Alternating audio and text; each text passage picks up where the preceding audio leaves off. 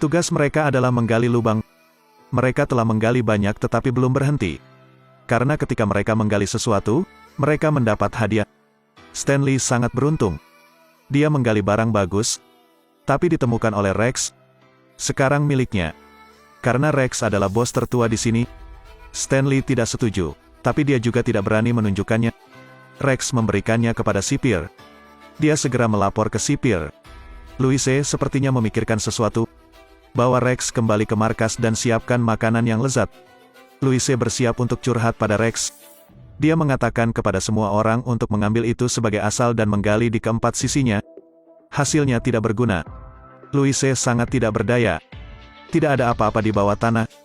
Seorang tahanan mencuri makanan dan membaginya dengan semua orang. Dia menemukan kantong makanan itu lagi di lubang Stanley.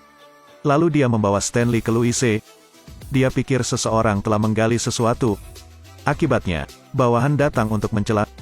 Louise marah dan memukulinya. Stanley sangat penasaran. Apa yang Louise ingin gali? Suatu hari, dia juga belajar kebenaran. Kakek Louise adalah seorang wanita. Dia mencintai gadis paling lembut di kota. Tapi dia dan pria bawang Sam bersama. Jadi dia bersiap untuk melenyapkan Sam. Barlow meminta bantuan sheriff. Dia tidak membantunya tetapi juga memaksa ciuman. Barlow harus melarikan diri. Pada akhirnya, Sam dibunuh oleh seseorang. Keesokan harinya, Barlow pergi menemui sheriff.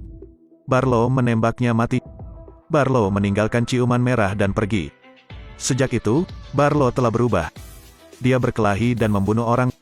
Barlow sama-sama meninggalkan ciuman merah di pipi korban.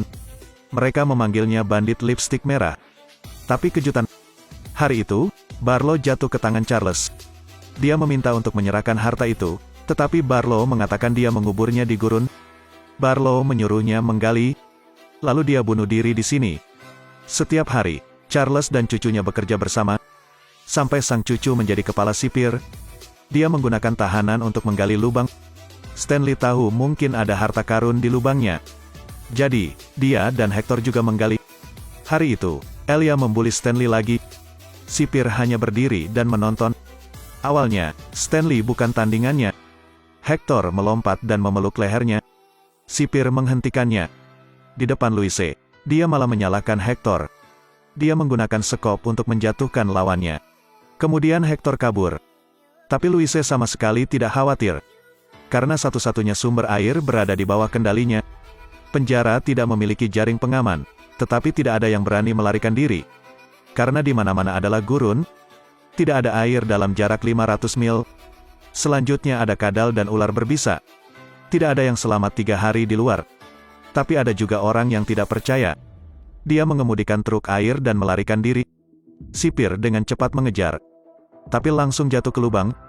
Ketika Stanley mengira dia akan berhasil melarikan diri, mobil itu jatuh ke dalam lubang. Dia segera melarikan diri. Stanley menemukan kapal tua. Dan Hector sedang bersantai di sana, tidur siang. Awalnya, Stanley ingin membantu temannya, tapi lawan bertahan lebih baik darinya. Hector memberi Stanley air. Ini 1000 kali lebih baik daripada makanan penjara. Dia hendak meminta lebih, tapi Hector bilang itu yang terakhir. Stanley menemukan gunung di depan. Kakek buyutnya juga terdampar di padang pasir. Karena melihat gunung itulah dia selamat. Mereka tidak punya jalan keluar.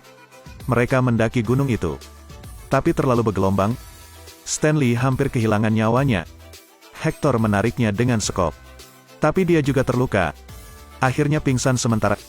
Stanley menggendongmu. Dia akhirnya mendengar suara air mengalir. Di latar depan adalah padang rumput hijau. Stanley bergegas ke air. Hector juga bergegas mendekat. Stanley kembali melihat bawang di dekatnya. Gunung ini bisa menyelamatkan nyawa. Akhirnya, Stanley juga percaya kisah bertahan hidup kakeknya itu benar. Dan harta perampok lipstik merah juga ada. Sebab, kakek buyutnya juga dijara oleh Barlow, sehingga ia tersesat di gurun pasir.